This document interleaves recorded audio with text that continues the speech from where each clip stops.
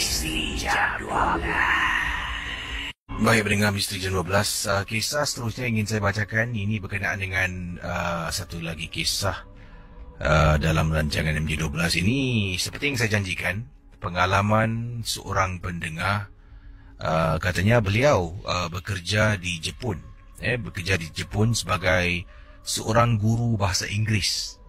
Jadi berada di Jepun untuk beberapa tahun, iaitu guru bahasa Inggeris yang menetap di sana. Jadi katanya Syabudin berkongsi peristiwa yang menakutkan ini. Jadi bila dia berada di Jepun pada waktu itu sebagai orang barulah dekat sana, yang mana beliau telah pun menyewa sebuah apartmen. Katanya di sini apartmen ni macam rumah flat kita lah. Ada lift, ada tangga. Kemudian ada unit nombor 1, 2, 3 setiap tingkat tu. Tapi tidak tinggi macam apartmen di Singapura, flat-flat Singapura sampai tingkat 50. Apartmen ni paling tinggi pun ada kalanya tingkat 6, tingkat 8 paling tinggi. Jadi apa yang terjadi, beliau yang menetap di sebuah apartmen ni, dalam apartmen ni hanya mempunyai satu bilik tidur, ruang tamu dengan dapur bercantum. Sebuah apartmen yang memang kecil saiznya, dan ada satu tandas. Di depan pintu tidak ada tingkap, hanya pintu keluar masuk rumah. Kemudian akan lalu dekat kawasan dapur, barulah ruang tamu. Ruang tamu tu ada tingkap. Kemudian ada bilik tidur di kawasan yang sama. Dalam bilik tidur tu tandasnya berada bukan dalam bilik tidur tapi di luar dekat kawasan ruang tamu, tandas kecil. Pertama kali ke sana, memanglah saya tak kenal orang, tapi saya cuba beranikan diri, kata Syabudin, yang mana ini adalah satu pengalaman yang harus saya timba kalau saya ingin berjaya dan terus maju ke hadapan. Apabila saya berada di sana, Casey, bila dapat rumah ni pun ia memakan masa agak lama. Sebabnya bila saya mendapat tawaran daripada sebuah sekolah di Jepun ini untuk mengajar bahasa Inggeris, saya sekaligus terus mencari rumah sewa. Saya masuk internet, cari rumah dan akhirnya jumpa apartmen yang disebutkan. Dan apartmen ini mengikut bajet yang saya ada. Rumah-rumah dekat Jepun mahal, Kisi. Memang mahal. Melainkan kalau saya menyewa rumah-rumah di kawasan-kawasan pendalaman. Siapa nak sewa rumah pendalaman, Kisi? Nanti dari sekolah nak balik itu memakan masa berjam-jam. Jadi saya ambil rumah yang paling murah yang dimampui, dan ini jauh lebih murah daripada rumah-rumah yang sedia ada yang lain. Jadi bila anda nampak rumah ni, siapa yang tak nak, Kisi? Dengan segera saya grab rumah yang disebutkan. Dipendekkan cerita, saya menetap dalam rumah ni. Malam pertama duduk dalam rumah ni dah rasa seram sejuk. Ada kalanya rasa meremang bulu rumah. Tapi saya tidak pernah fikirkan yang bukan-bukan, kata Syabudin. Sebabnya biasalah, pertama di negeri orang, jauh dari keluarga, tak ada orang pun saya kenal. Dekat sebuah rumah yang saya pun tak tahu siapa yang tinggal jiran sebelah, kiri, kanan, bawah, atas. Jadi saya hanya anggap perasaan takut saya dalam rumah tu hanya sekadar saya belum biasa dengan keadaan di sana, kata Syabudin. Dan malam yang kedua perasaan yang sama, yang ketiga, malam yang keempat, malam yang kelima.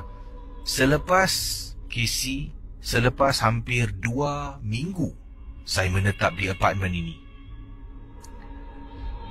benda ganjil mula berlaku. Jadi saudara pendengar 897 FM, selepas hampir, minta maaf awal tadi emailnya agak tidak disusun dengan betul, jadi saya kena susun semula. Jadi kita kembali kepada kisah ni yang diceritakan oleh teman kita. Tengah tidur waktu malam, dalam bilik dekat ruang tamu ada satu televisyen. Televisyen tu bertukar-tukar siaran, bertukar-tukar saluran dengan sendirinya. Anda bayangkan. Saya terbangun pada malam itu. Saya keluar daripada bilik saya dan saya melihat televisyen yang ada di hadapan saya bertukar-tukar saluran dengan sendirinya, pendengar 897 FM.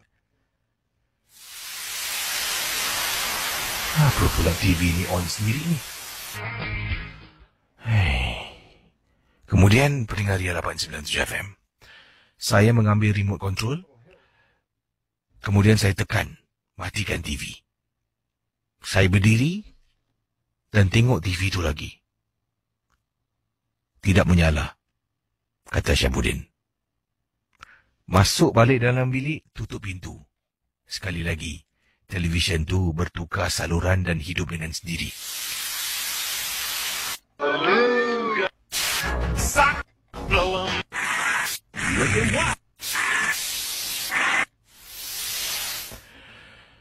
Saya bangun, keluar dari bilik. Belum sempat saya nak rasa marah. Tolak pintu dekat ruang tamu yang gelap. Cahaya televisyen menerangi sebahagian ruang tamu rumah yang saya sewa dekat Jepun. Saya nampak duduk seorang perempuan, rambut dia panjang sampai dekat depan pintu bilik saya.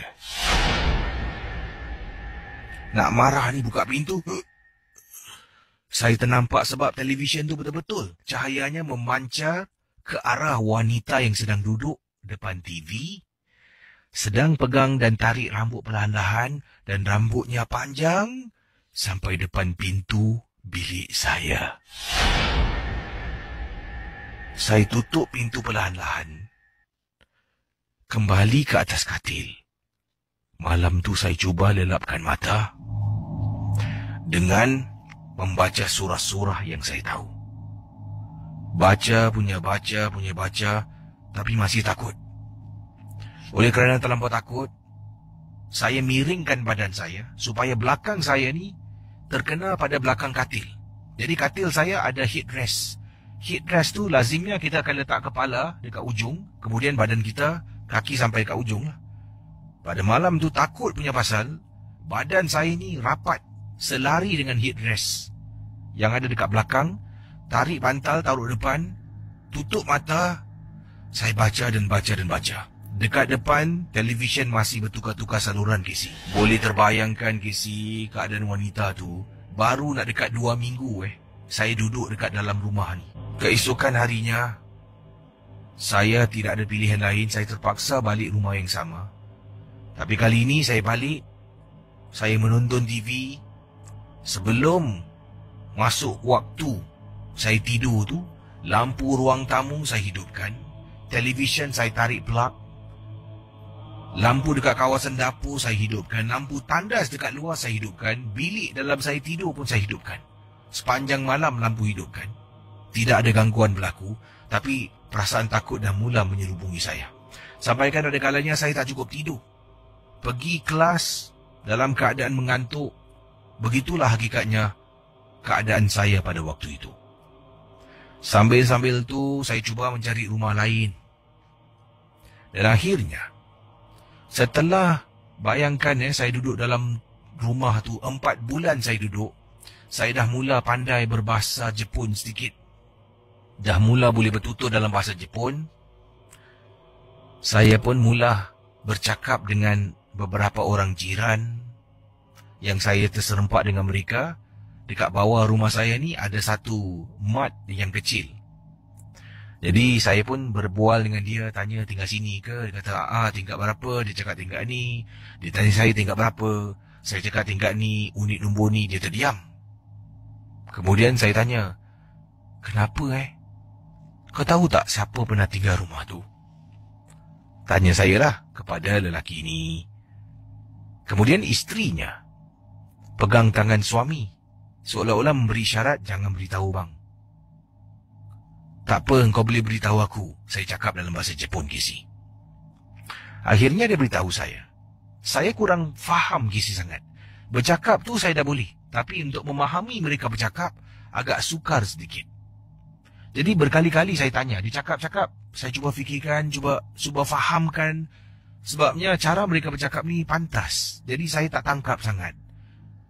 Tanya dan tanya, dijawab lagi. Saya cuba explain, adakah ini, adakah itu. Akhirnya, Casey, dalam rumah yang saya tinggal dekat ruang tamu, Casey, saya Menyesal, saya tanya. Kata lelaki itu. Saya terpaksa. Saya sendiri pun terbawa-bawa bila baca kisah ni. Jadi kata lelaki itu dalam bahasa Jepun hanggu, hanggu, hanggu. Yang bermaksud gantung, gantung, gantung. Jadi saya tanya, hanggu? Dia pun sebut, jinshi o hanggu. Yang bermaksud, ada perempuan gantung diri dalam bilik yang kau sewa tu. Casey, saya pun cuba berseluruh dengan dia. Kau bergurau kan? Saya ketawa. Nani kore? Saya kata, apa ni? Cakap-cakap macam ni dalam bahasa Jepun. Kemudian dia giling-giling kepala. Dia suruh saya hati-hati dalam bahasa Jepun. Saya hanya senyum, beli barang-barang yang saya perlukan, bawa naik ke atas, buka pintu depan, duduk. Saya tak boleh henti berfikir daripada ketahui dalam rumah tu ada perempuan gantung diri. Misteri jadual. Saudara, kita akan teruskan dengan kisah selanjutnya. Mohon maaf, tadi ada beberapa masalah bagi kiriman email yang dikirimkan kepada saya. Jadi harap dapatlah saya jelaskan kisah tadi. Jadi dipendekkan cerita dalam kisah ini, kesudahannya beliau menetap dalam apartmen tu. Katanya dalam masa setelah 4 bulan baru dia tahu dalam apartmen tu ada kes perempuan gantung diri. Jadi dia hanya menetap dalam apartmen itu hampir 7 bulan. 7 bulan. Jadi bayangkan, setelah dia tahu, lagi 3 bulan, 2 bulan lebih itu dia duduk dalam apartmen yang dikatakan ada kes orang gantung diri. Saya kalau tahu tu jam juga, saya tempah tiket balik Singapura. Dia kata selepas 7 bulan, beliau pindah ke apartmen yang lain. Bayar agak mahal sedikit, tetapi saya rasa tenang dan senang dalam apartmen tu. Kata beliau, lebih mahal sedikit lah. Itulah benda yang murah ni kadang-kadang menjadi satu persoalan. Hello, selamat malam. Hello. Hai, siapa tu? Assalamualaikum. Waalaikumsalam, siapa bercakap ni? Saya Kak Putih. Kak Putih. Ada nama Kak Putih lah. Kak Putih ada pengalaman tentang apa ni, Kak Putih? Silakan.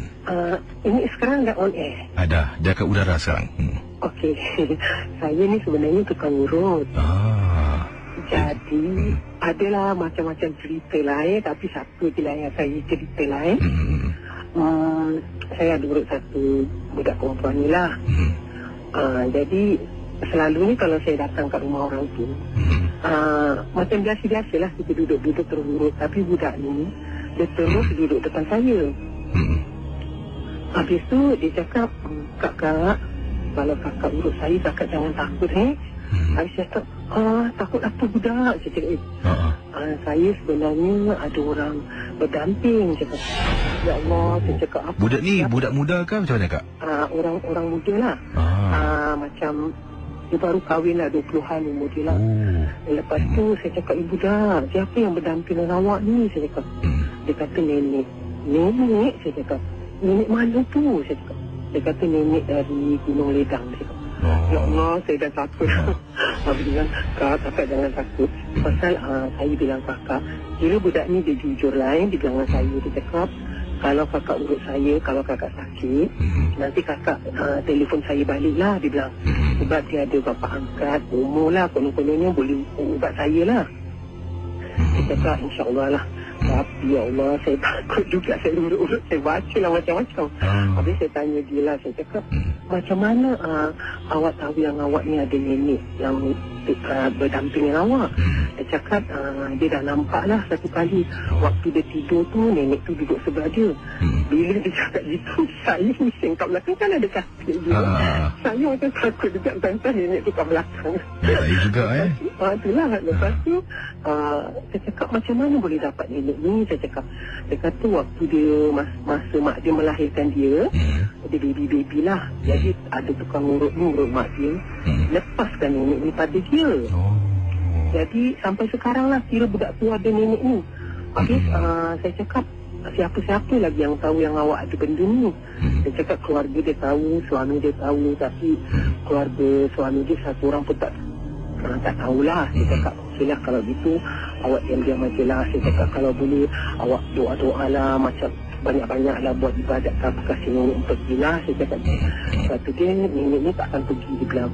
Lepas tu saya tanya dia apa yang macam apalah sign dia yang dia suka apalah kata dia suka tengok bulan mengambang. Dia bilang kalau bulan mengambang dia suka tengok. Lepas tu kan Siti, yang herannya sampai sekarang saya cari nama dia, address dia dalam diary bukan tak ada di sini. Agaknya Allah pun nak lindungi saya lah. Itulah kisah. Jadi anda mengurut orang yang ada saka, saya rasa agaknya lah. Jadi bila mudah-mudahan saya selamat saya ni nak urus banyak orang kan Tak apalah, kalau cari rezeki yang baik, kenapa tidak ada perlindungan lah, insyaAllah. Terima kasih Kak ya. Sama. Kembali. Waalaikumsalam warahmatullahi taala wabarakatuh. Yang ini kisah yang seterusnya. Ini daripada Hamimah. Assalamualaikum, Waalaikumsalam. Saya adalah pendengar rancangan Misteri Jam 12 dan saya adalah pendengar berasal dari Shah Alam, Malaysia. Hati-hatilah kalau kita mendengar suara seperti orang beri salam. Jangan kita menjawab tanpa kita melihat siapa yang ada di hadapan pintu rumah kita yang memberi salam. Inilah yang terjadi pada diri saya. Terpulang pada semua, nak percaya ataupun tidak, pengalaman yang menghantui saya pada waktu itu. Saya ni tinggal di Shah Alam Section 7. Pengalaman saya yang tak dapat saya lupakan ini ketika saya berada di ruang tamu di rumah saya, di ruang tamu. Ini merupakan sebuah kondominium di Shah Alam Section 7. Tengah duduk menonton TV. Suami saya waktu itu belum pulang dari luar. Dia keluar seketika dan dalam rumah tu hanya saya seorang saja yang tinggal. Saya tidak mempunyai cahaya mata. Saya cuma ada 2 ekor kucing sebagai teman. Jadi bila suami keluar, itulah teman saya, 2 ekor kucing saya. Waktu tu saya tengah duduk dekat ruang tamu. Pintu ruang tamu tutup. Saya terdengar seperti suara orang beri salam pada waktu itu dan saya ingatkan suami saya yang beri salam. Pintu tutup, tak nampak orang dekat luar. Saya dengar dengan jelas pada malam yang disebutkan. Assalamualaikum. Saya dengar seperti orang beri salam. Saya pun jawab, Waalaikumsalam. Kemudian masih lagi menonton TV, tetapi pintu rumah tak dibuka. Kalau suami balik, takkan dia tak buka pintu Saya pun bangun dari tempat duduk, tengok daripada celah tingkap kalau ada sesiapa di luar rumah. Ternyata tidak ada seorang pun yang ada di luar rumah saya. Siapa yang beri salam tu? Tak apa, saya balik tempat duduk di sofa, saya duduk dan terus menonton TV. Sambil tu saya message suami, abang dekat mana? Suami belum reply. Tengah duduk lagi. 2 ekor kucing yang berada di atas sofa, seekor dari kucing tu lompat ke atas lantai, jalan perlahan-lahan, kemudian dia duduk depan pintu, memandang ke arah pintu, dan saya dengar sekali lagi bunyi, Assalamualaikum. Kali ini saya tak jawab. Kucing saya tengok pintu, dia mula membuat suara seolah-olah nak bergaduh dengan sesuatu yang ada di sebalik pintu rumah saya.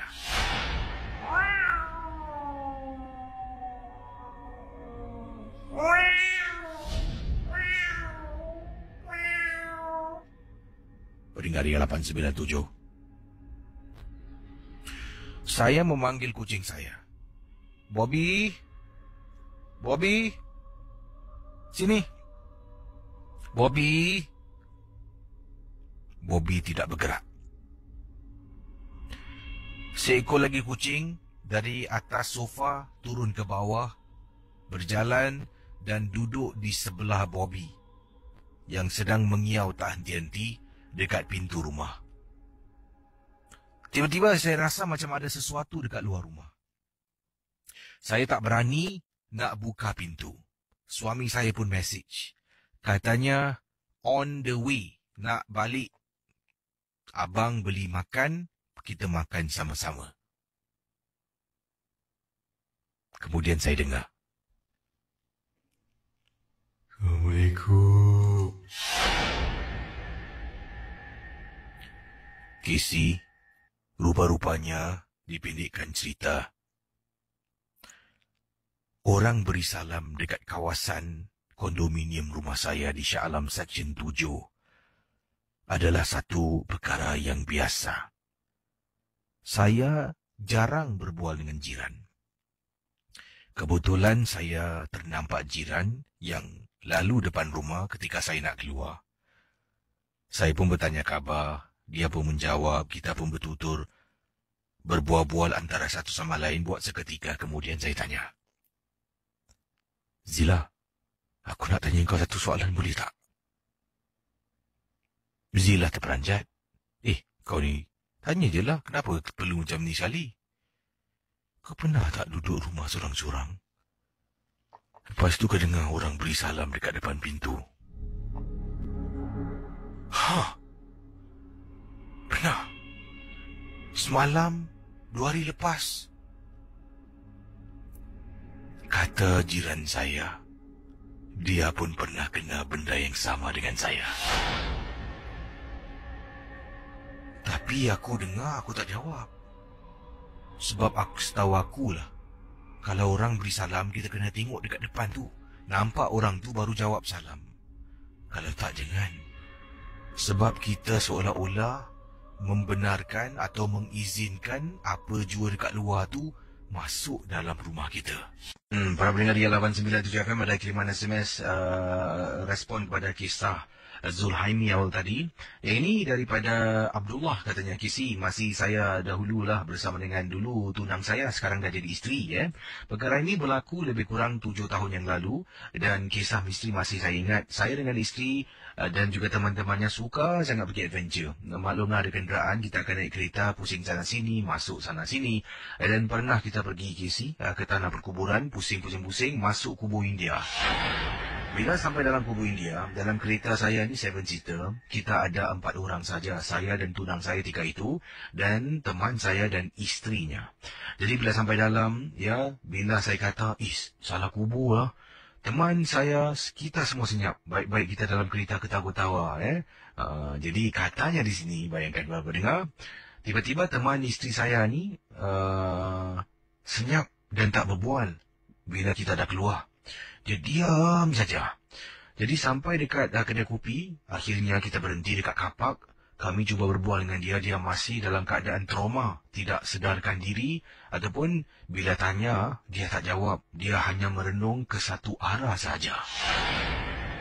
Saya dah tahu dah, ada benda yang tak kena.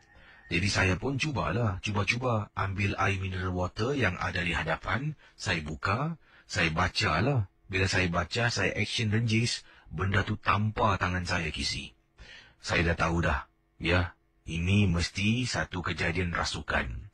Saya telefon bapa mentua saya turun ke bawah. Kebetulan kedai kopi itu dekat dengan rumah bapa mentua. Hanya beberapa blok, dia jalan kaki, Kisi, malam tu. Turun tengok, keadaan isteri teman saya ni dah lain macam. Baca, akhirnya dia pingsan baru keluar. Katanya benda itu ikut. Jadi tanya kenapa. Apa yang dia ingat, ini kisah yang dikongsi sama dan inilah cerita yang diceritakan oleh isteri teman saya. Bila berada dekat tanah perkuburan orang-orang India ni, dia terperasan dekat sebelah kenderaan kami bila kami berhenti. Kisi, lain orang tak nampak. Saya tak nampak, isteri saya tak nampak, suami dia pun tak nampak, cuma dia seorang yang nampak. Kenderaan kami hentikan di tengah-tengah tanah perkuburan India. Apa yang berlaku, Kisi, bila dah berhenti kenderaan, matikan enjin, dia toleh ke sebelah kiri. Dekat tepi tingkap sebelah kiri, dia duduk dekat tepi tingkap sebelah kiri, dekat sebelah luar. Ada perempuan, Kisi, mukanya rapat dengan cermin, katanya lidah terjelir keluar. Mata merah terbeliak. Dari situ, dia hanya pandang ke arah itu dan tak boleh bergerak, seolah-olah rasa takut dalam keadaan ketakutan. Nasib baiklah, Nasib baiklah ada bapa mentua saya yang boleh membantu. Itulah pengalaman saya 7 tahun yang lalu bersama dengan tunang saya. Sekarang dah menjadi isteri. Terima kasih dan selamat tengah malam, Gizi. Ram, selamat pagi Ram. Selamat pagi. Ya, Ram buat panggilan dari mana ni? Dari Jurong. Dan Ram dari Sedai Avenue 2. Ram boleh perlahankan radio di belakang tu tak? Suara lambat keluar sikit. Yes. Nanti terganggu kisah. Okay, dan pengalaman Ram tentang apa ni Ram? Silakan. Tentang begini, sebenarnya saya ni kerja sapu. Kerja sapu di daerah Mandai. Jadi satu ketika itu saya pun tak tahulah ya, dekat Mandai itu banyak ada misteri yang saya dengar daripada misteri jam 12 kan. Jadi saya masuk dari lorong nak pergi zoo tu, saya ternampak satu anak putih tau. Itu dalam jam pukul 2 lebih pagi lah. Saya kerja memang kerja sapu pada malam lah, saya bawa lori kan. Jadi saya pun pelik. Kalau saya cakap sama Tuhan Arnab, kalau betul lah kau ni nyerupa ke apa kan Kalau saya balik, saya jalan terus, saya balik semula, kalau ada saya tangkap. Tapi ternyata dia tu, benda tu ada. Apabila benda tu ada, saya pun turun. Bila saya turun, saya nak tangkap itu Arnab. Dekat sebab pokok besar tu saya ternampak sesuatu lembaga. Jatuh berupa kain putih lah, mak kunti lah, biasa je kan Jadi bila saya nak tangkap, saya asal benda ni ada kat depan. Saya pun terfikir juga, ini benda apa sebenarnya ni. Jadi saya teringat orang-orang tua cakap, kalau waktu malam ada Arnab putih, iaitu ada mak kunti. Jadi saya terfikir, saya pusing balik, saya nak tengok, dah tak ada. Itu yang sebenarnya dalam cerita ni lah, kira baru jugalah. Nak kirakan Casey, Faram ni banyak cerita misteri. Sebenarnya banyak. Boleh saya cerita lagi satu? Boleh silakan. Dulu semenjak saya kerja kontrak bawa lori pungut sampah tau. Dan ni kisah ni terjadi daripada di lorong halus kat Tempinis tu lama tu kan. Dulu kan sana ada buang-buang sampah semua. Jadi saya sama isteri saya berdua kerja tengah malam juga. Jadi waktu itu isteri saya lagi ngandung 3 bulan. Anak pertama saya. Jadi bila pukul 2 lebih pagi, tidak ada hujan, tak ada panas. Bila saya nak masuk tempat buang sampah tu, orang rumah saya dah kata apa? Bang, lain macam je, kenapa? Abang nampak tak apa yang saya nampak? Dia cakap gitu. Nampak apa bang? Burung tapi berupa kaki manusia. Betul-betul dia bertinggi dekat atas pokok tu bang. Apabila saya cakap, jalan. Jangan tunggu lagi, saya diam. Jalan. Buat habis buang sampah. Dah habis buang sampah semua, saya nak pergi lagi satu kali. Tiba-tiba pohon yang dia duduk itu jatuh. Hampir mengempak lori sampah saya yang dekat situ. Jadi saya terfikir, ini benda kurang ajar, saya cakap. Ini sudah melebihi batas, saya cakap. Bila saya panggil isteri saya turun, kita bosan. Tunggu sekejap, saya cakap. Isteri cakap apa? Nak buat apa bang? Tunggu aja dulu. Saya pergi belakang sampai kayu. Saya lempar benda tu bang. Tak dapat, tak kena juga. Isteri saya semua dah berdiri berumur cakap, tenang. Dia kacau kita takkan tak boleh kacau dia balik. Kan? Ini anak pertama tau, saya cakap. Tengah bikin main-main. Jadi di situlah.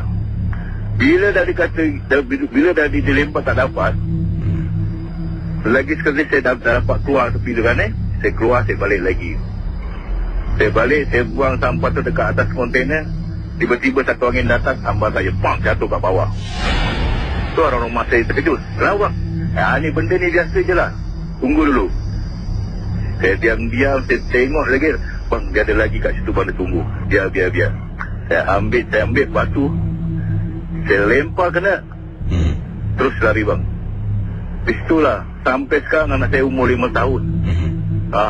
Di situlah yang belum mula saya dapat anak. Banyak peristiwa yang menghalang dalam pekerjaan saya. Bila saya kulit sampah di daerah Tempinis waktu itu.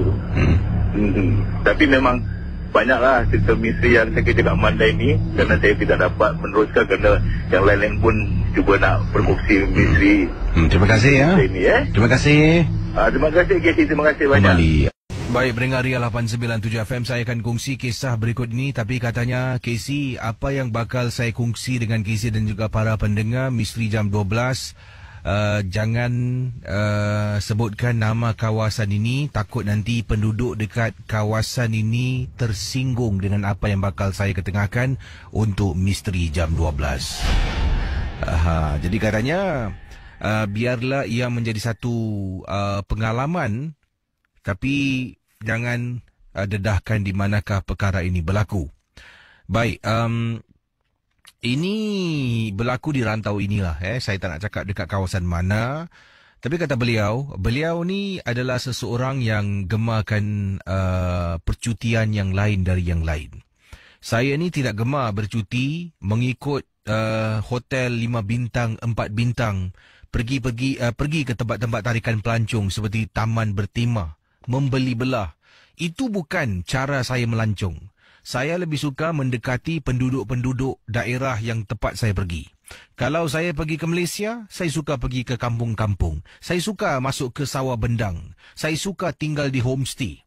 Kalau saya pergi ke Malaysia, saya suka menetap di kawasan-kawasan yang mana saya dapat rasakan suasana tempat tinggal mereka yang menetap dekat kawasan kampung. Kalau saya pergi ke Indonesia, banyak tempat-tempat yang saya suka pergi. Dan saya juga gemar menetap di rumah-rumah orang. Kalau pergi ke Indonesia, rumah-rumah orang ni ada kalanya mereka menyewakan rumah tetapi layanannya memang kisi terbaik. Jadi perkara ini nak buat boleh, tapi kita kena ada kontak. Kita mesti ada kawan yang boleh kenalkan kita, yang boleh bawa kita menginap dan sebagainya. Jadi inilah yang nak diketengahkan apabila dia bercuti. Boleh saya katakan ni sebagai percutian yang bukan biasa lah. Percutian lain dari yang lain. Dia telah pun menetap di sebuah kampung di Indonesia. Tak nak sebut nama kampungnya di mana. Tetapi daripada lapangan terbang nak pergi kampung ni, saya kena naik bas. Bas yang beliau naik memakan masa lebih kurang 10 jam. Kemudian turun dari bas, tukar naik bot. Bot ni pergi ke satu pulau. Dekat pulau tu, perjalanan bot untuk pergi ke pulau lebih kurang 1 jam setengah. Wah. Kemudian sampai dekat kawasan kampung, jauh KC.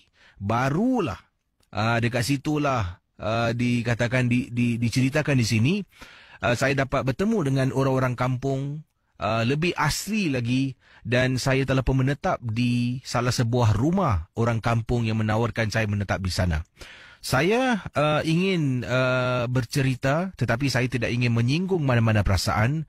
Dari itu saya harap janganlah kongsi di manakan tempat yang dimaksudkan, dan inilah pengalaman yang nak saya ceritakan. Pendengar Ria 897, akhirnya setelah berjam-jam saya berjalan, menaiki kenderaan, menaiki bot, sampai ke tempat yang saya nak tujui, di kampung yang disebutkan ini. Orang-orang di sana tidak menggunakan bahasa Indonesia. Mereka ada bahasa daerah yang mereka bertutur. Tapi ada segelintir yang menggunakan juga dan faham perbualan bahasa Indonesia. Dipendekkan cerita, saya tinggal bersama dengan sebuah keluarga. Keluarga ini dah pun siapkan saya sebuah bilik. Jadi saya tanya pada keluarga ni apa yang seronok tentang kampung ni lah. Katanya esok nanti dia akan bawa saya jalan-jalan. Bawa saya ke tempat-tempat yang saya nak pergi, bawa saya ke ladang-ladang dan sebagainya. Bagaimana kehidupan orang kampung boleh saya pelajari pada keesokan harinya. Setelah saya dibawa jalan-jalan pada keesokan harinya, ke sana ke sini dan sebagainya, saya pun pulang, mandi, bersihkan diri, masuk dalam rumah tu balik. Keluarga ni dah masak kisi. Kita makan beramai-ramai. Kemudian sedang makan tu saya tanya kepada ketua keluarga ni. Saya tanya pada dia, "Bapak, saya mau tanya satu soalan, bisa enggak?" Abah mau tanya.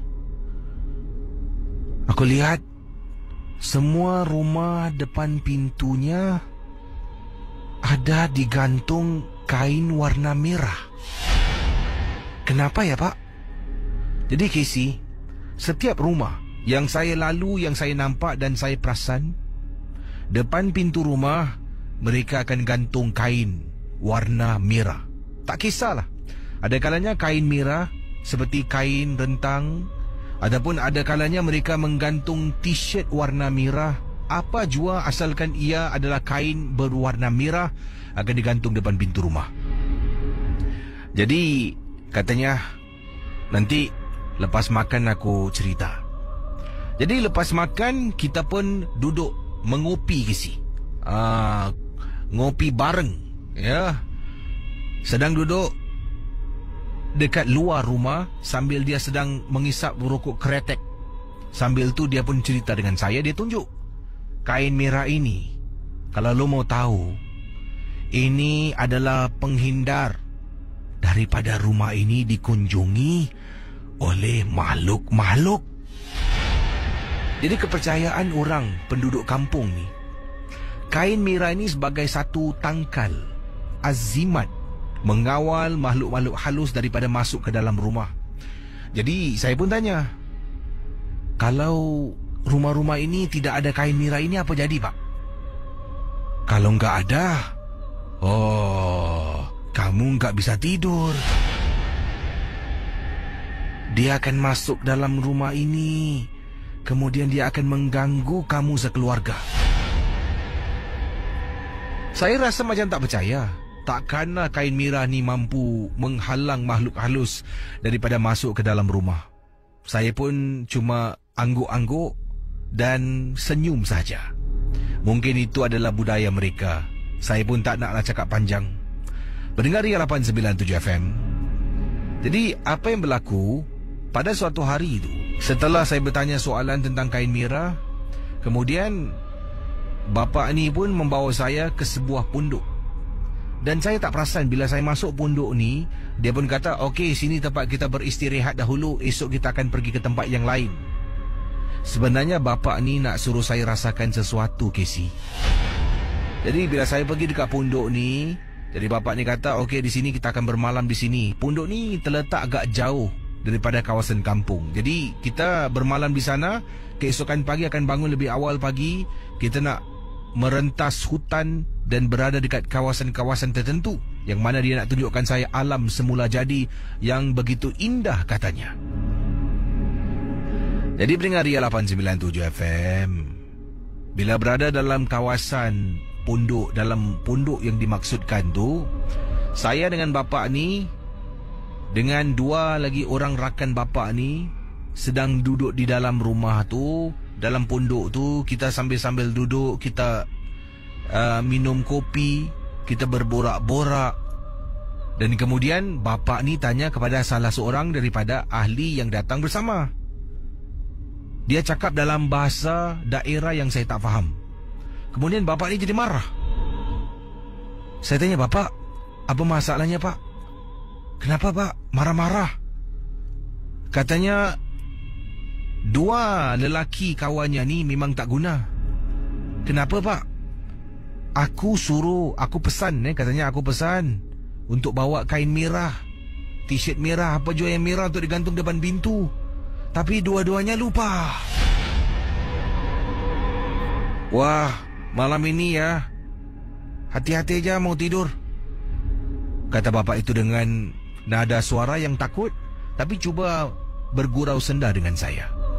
Casey, depan pintu rumah sekarang ni, pondok yang kita tinggal, tidak ada kain merah ataupun apa jua yang berwarna merah sebagai penghalang. Rasa takut, rasa seram, tapi saya percaya itu semua hanyalah satu pemikiran yang kulut. Akhirnya kita semua tidur. Pendengar Misteri Jam 12, ini berlaku kepada saya. Apabila bapa dan dua orang sahabatnya sedang nyenyak tidur, saya tak boleh tidur. Golek kiri, golek kanan, sebabnya nyamuk bermain dekat telinga. Berkali-kali bunyi nyamuk. pukul. Bunyi lagi, pukul. Bunyi lagi, pukul. Akhirnya saya naik busan. Saya pun bangkit dari tidur, mengambil sebatang rokok, hidupkan api rokok. Bila saya hidupkan api rokok, api rokok saya mati. Hidupkan lagi menggunakan mancis, api rokok saya mati. Berkali-kali cuba hidup, sampaikan saya gunakan lebih dari 10 mancis. Api rokok tidak hidup-hidup, Casey. Dan saya kemudian perasan, jauh dekat depan saya adalah pintu masuk pondok kecil ni. Dan dekat pondok kecil di pintu hadapan, kelihatan seperti ada tangan hitam besar berada di atas lantai pondok kecil yang mana saya dan juga 3 orang kampung tinggal untuk seketika pada malam tersebut. Pendengar Ria 897 FM, apabila saya ternampak tangan hitam tu, saya menjadi terperanjat. Dan saya terus teringat atas kain merah yang perlu digantung di hadapan pintu rumah. Kemudian saya kejut. Pak, Bapak, Pak bangun Pak, Pak. Kenapa? Saya pun beritahu yang saya ternampak sesuatu. Kemudian Bapak tu kata, kamu dah percaya ya? Kain merah itu penting. Casey, kita ni berada dekat kawasan hutan dalam pondok kecil. Setelah saya nampak tangan, saya kejutkan Bapak. Bapak bangun beritahu saya, sekarang baru kau percaya. Dah, nak buat macam mana? Kain merah tak ada, tidur je lah. Saya dengan Bapak dengar, Casey, dalam hutan bunyi suara perempuan menangis, Casey. Menangis pada tengah-tengah malam di dalam hutan.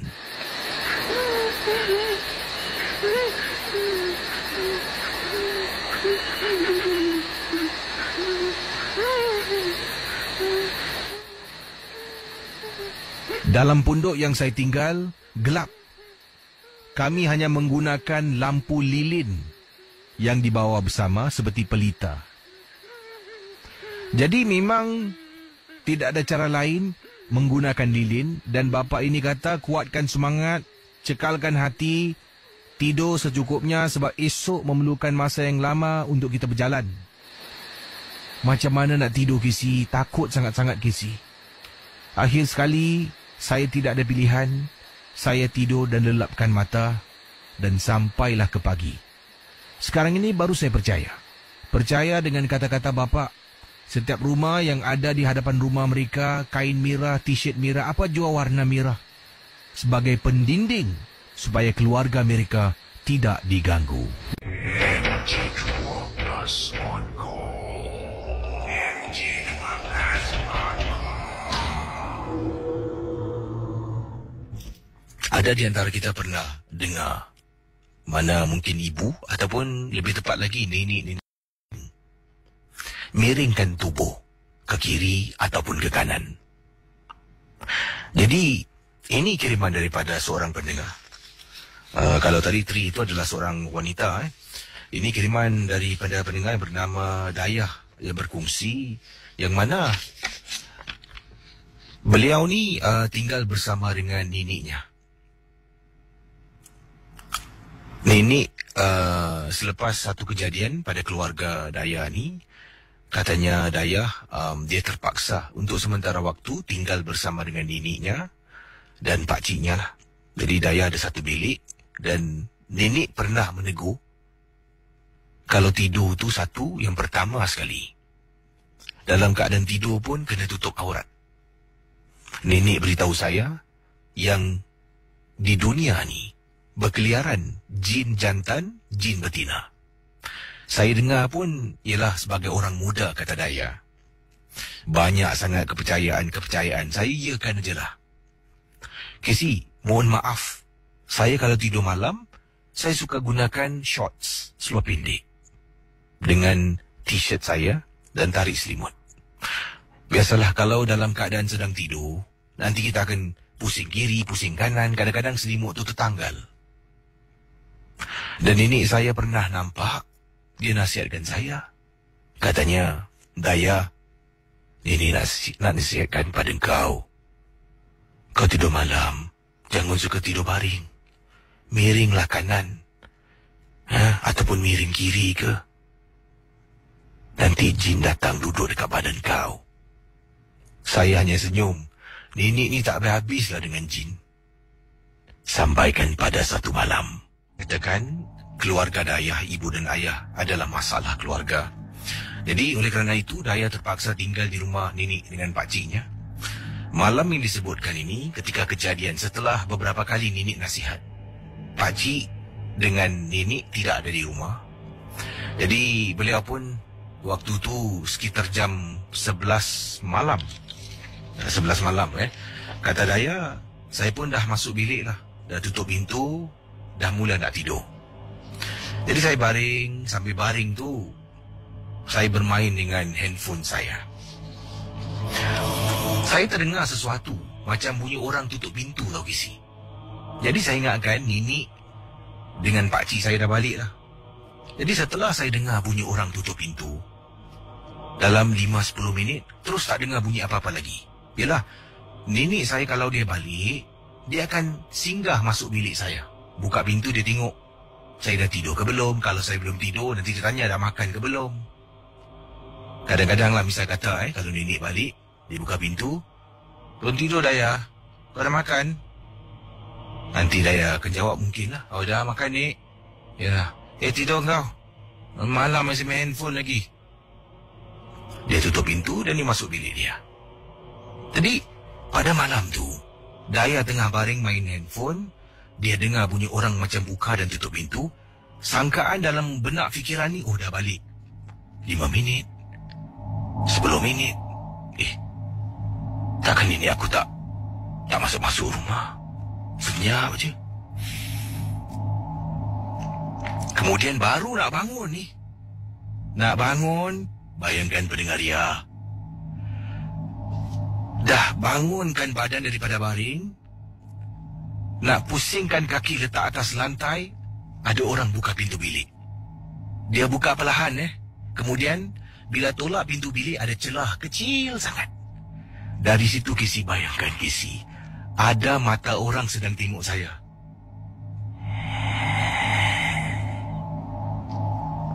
Nek. Nenek. Nek. Nek, jangan main-main lah. Nek.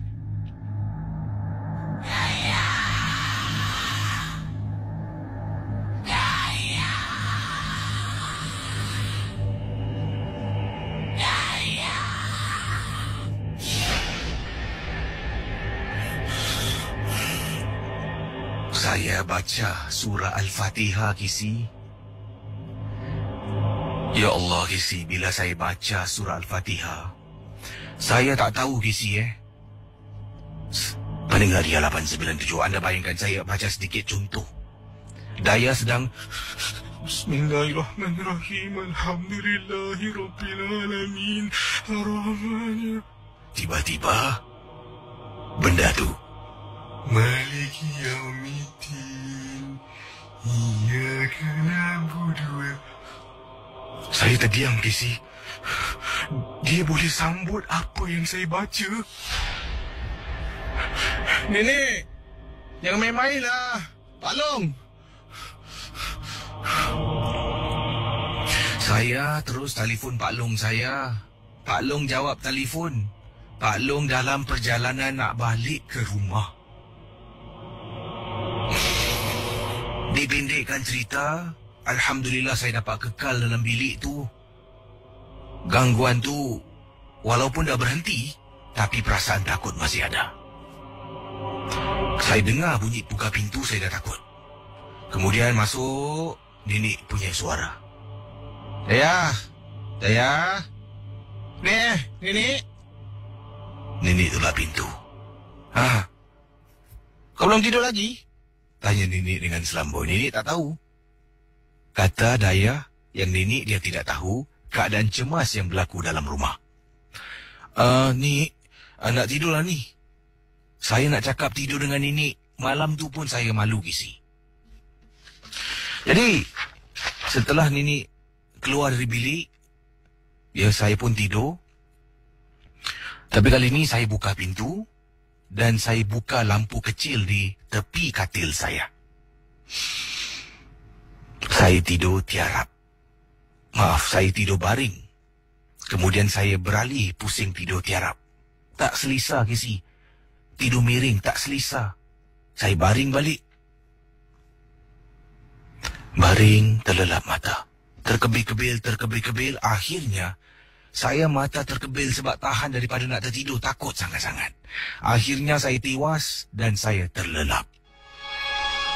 Tengah tidur, dalam keadaan mata pejam, saya rasakan tangan kiri kanan saya tak boleh bergerak, Kesi. Seolah-olah macam ada orang tahan dan nafas saya semakin lama semakin tipis. Tak boleh tarik nafas, Kesi. Dan saya teringat pesan nenek saya.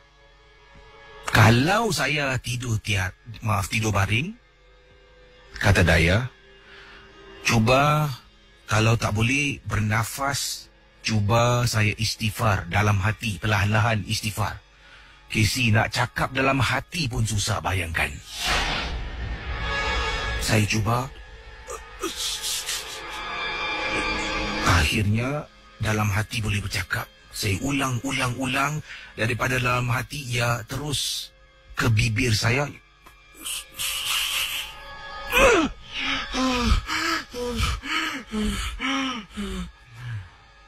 Baru saya tahu apa yang nenek saya cakap adalah benar.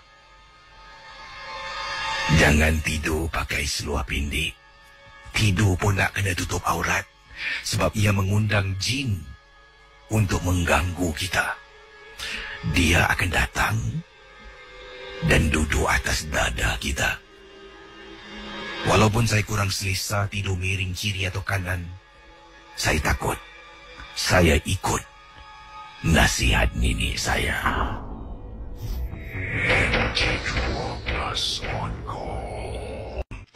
Yang ini kiriman daripada Kak Farida berkongsi kisah. Ini berkenaan dengan anak beliau yang istimewa berusia 5 tahun. Katanya di sini, Casey, ketika kejadian ini berlaku, anak kakak berusia 5 tahun. Dan bayangkan, Casey, selepas kejadian itu, semakin banyak sebenarnya perkara berlaku yang agak serupa. Dan setelah itulah kakak mempunyai perasaan fobia untuk membawa anak kakak ni yang istimewa untuk keluar berjalan-jalan dengan kakak, dengan kawan-kawan. Jadi inilah kiriman yang dikongsi sama oleh Kak Farida untuk Misteri Jam 12.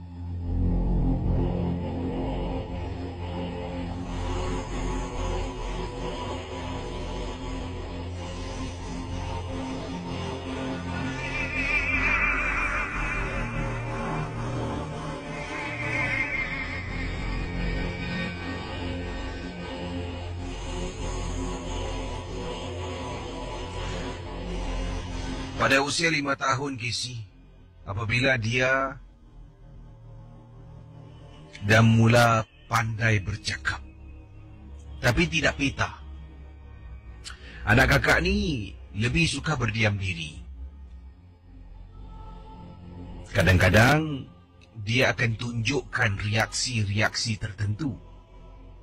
Antara contoh, ada kalanya kakak akan pergi ke rumah nenek saudara kakak. Nanti bila kami naik lift, kadang-kadang dia akan rapat dengan kakak, peluk kakak erat-erat, seolah-olah dia nampak sesuatu dalam lift. Dalam perjalanan kita menuju rumah nenek rumah nenek saudara. Jadi pendengar Ria 897 FM, kisah yang dikongsi sama. Anak akak yang dikatakan istimewa mempunyai kebolehan untuk melihat. Dia jarang bersuara, hanya menunjukkan reaksi saja.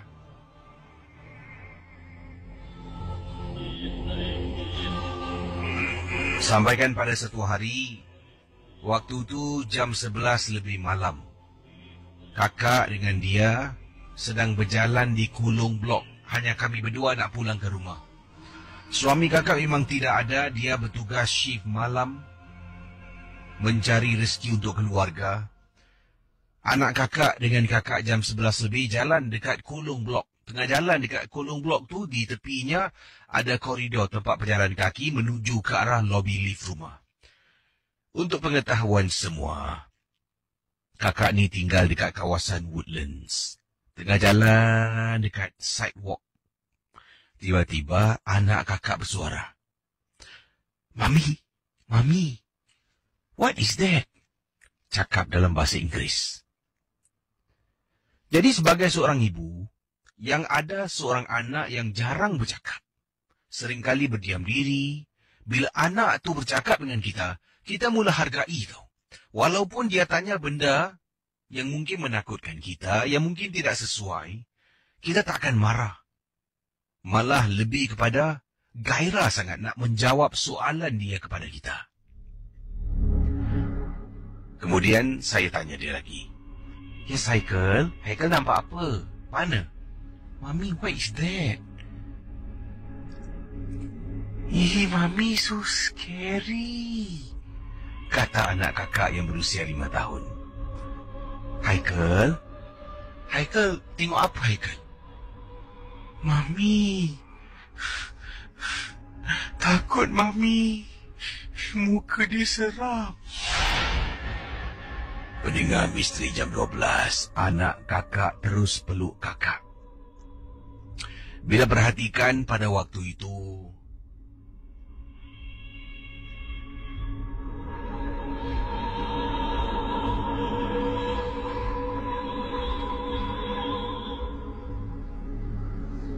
katanya akak kita ni, pada waktu itu bila anak kakak tunjukkan dekat atas pokok, memang kakak tak nampak apa-apa. Tetapi kakak yakin yang dia tidak berbohong, dia bercakap dengan benar, dia cakap apa yang dia nampak.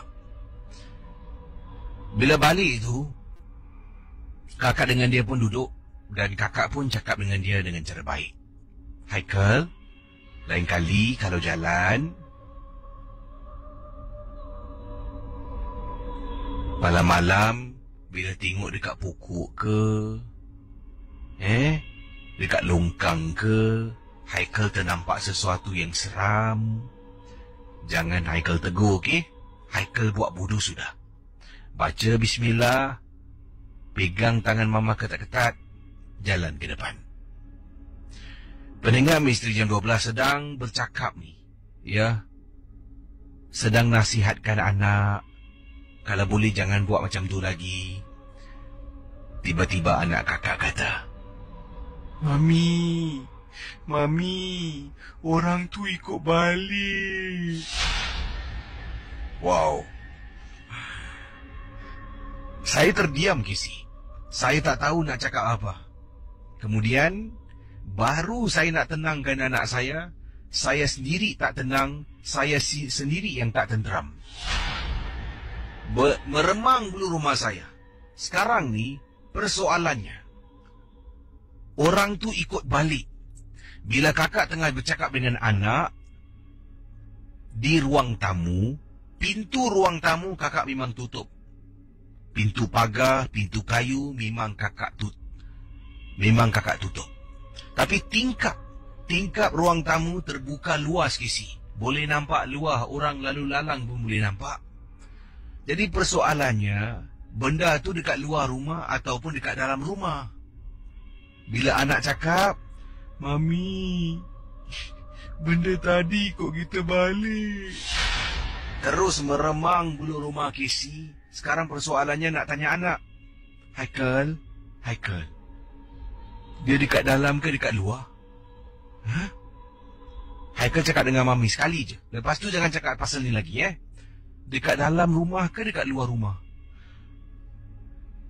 Dia dekat tepi Haikal tengah duduk. Baiklah, berikut ini adalah pengalaman seorang pendengar. Dan beliau mengatakan, mengisahkan pengalaman yang menyeramkan ini berlaku ketika menjalani perkhidmatan negara di Pulau Tekong. Perkara ini berlaku agak lama dahulu. Waktu itu kita ada route march tengah-tengah malam Kisi. Dan pengirim kita namanya Zulkifli berkongsi peristiwa yang menyeramkan. Bila ada route march pada tengah-tengah malam, kita beramai-ramai haruslah bergerak berjalan single file. Yang pertama sampailah orang ataupun askar yang terakhir. Saya orang yang terakhir. Saya berjalan di belakang, paling belakang sekali. Dan sebenarnya bila sedang berjalan beberapa kali sebelum kita bila kita mulakan perjalanan route march di dalam hutan di Pulau Tekong ini, kata Zulkifli, saya macam ada rasakan sesuatu ikut kami dari belakang. Sejak petanglah sampailah ke malam. Jadi bila malam dah tiba, sedang saya berjalan dengan kawan-kawan yang lain pada tengah malam tersebut, kami waktu berehat tu mula cerita-cerita yang seram. Saya menegur mereka dan juga ada teman-teman yang lain menegur. Dan saya menegur ni sebab saya tak suka dengar dan tak nak dengar. Maklumlah Kisi, saya orang yang terakhir. Takut-takut nanti ada benda ikut saya dari belakang. Jadi setelah kami berehat, kami pun mula bercerita. Jadi saya marah, saya kata jangan. Mereka tetap teruskan bercerita. Saya pun malas nak bangun sebab dah penat sangat. Saya duduklah, cubalah pekakkan telinga tapi dengar juga Kisi. Pengalaman-pengalaman satu persatu. Yang lain bercerita dan yang lain juga berkongsi pengalaman. Setelah berehat, kami mulakan lagi teruskan route march kami. Apa yang berlaku? Orang yang terakhir adalah saya. Sedang saya berjalan, saya terdengar suara tangisan seorang perempuan di dalam hutan. Mata saya berkeliaran mencari tangisan wanita tersebut. Kisi, memang benar. Tangisan amat jelas. Yang hairan, teman-teman saya ni semua tak dengar. Dan Kisi, apa yang berlaku? Saya berhenti. Bila saya berhenti pada malam yang dimaksudkan itu, katanya Zulkifli, saya lihat kiri kanan belakang depan hutan. Tak dengar, tak nampak pun, tapi dengar suara tangisan tu. Mata saya berkeliaran. Saya tak pasti berapa lama saya berdiri. Apabila suara tu hilang, saya sedar. Bila saya tengok depan, kawan-kawan saya semua dah hilang. Rupa-rupanya saya tak bergerak. Kawan semua dah tinggalkan saya. Saya naik takut. Saya mula sebut-sebut dan pekik-pekik nama kawan. Tapi tidak seorang pun menyaut Kisi. Apabila kali ketiga saya nak pekik, terdengar suara lagi tangisan. Kalau awal tadi suaranya agak jauh, kali ini dekat. Bila saya toleh, benda tu betul-betul tepi saya di bawah pohon sedang menyangkung Kisi.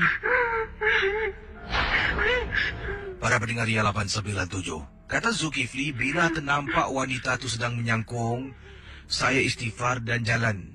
Setiap kali saya bergerak, setiap kali itulah saya rasakan saya berada di tempat yang sama. Sesaat kemudian, saya dengar ada orang panggil nama saya. Zul! Zul! Hai Zul, kau kat mana? Kisi, orang sebut panggil nama saya dengar. Tapi saya tak nampak mereka, Kisi. Saya masih berdiri, saya teriak balik, tapi tak boleh kesampaian suara saya, mereka macam tak dengar. Wanita tersebut ada di belakang saya, lebih kurang jarak 10 meter sedang menangis. Teman-teman Ria 897, saya teringat akan apa yang diceritakan oleh pakcik saya. Sekiranya kita terperangkap di satu kawasan dan kita bergerak masih lagi berada di tempat yang sama, katanya di sini hendaklah kita membaca surah berikut ini, tanggalkan sepatu kita sebelah kiri, letakkan sepatu, boot apa jua alas kaki dan tinggalkan tempat itu. Saya buat Kisi.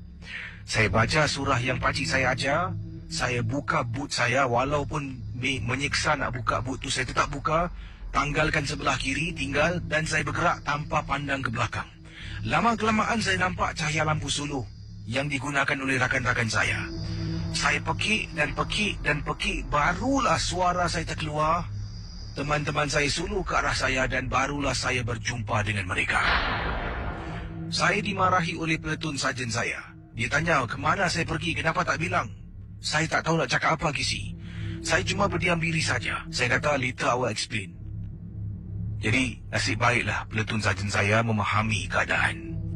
Kami semua pulang ke kem keesokan harinya dan saya ceritakan kepada mereka, mereka semua takut. Dan Kisi, kalau Kisi nak tahu, untuk pengetahuan Kisi, di Pulau Tekong, Sekarang ini setiap hari Khamis malam Jumaat, tidak ada apa-apa aktiviti dalam hutan yang dibenarkan untuk dijalankan. Kalau Casey tak percaya, tanyalah mereka yang menjalani perkhidmatan negara. Khamis malam Jumaat, Thursday night, ataupun dikatakan Friday night, memang tak ada latihan. Percaya ataupun tidak. Terima kasih, Casey.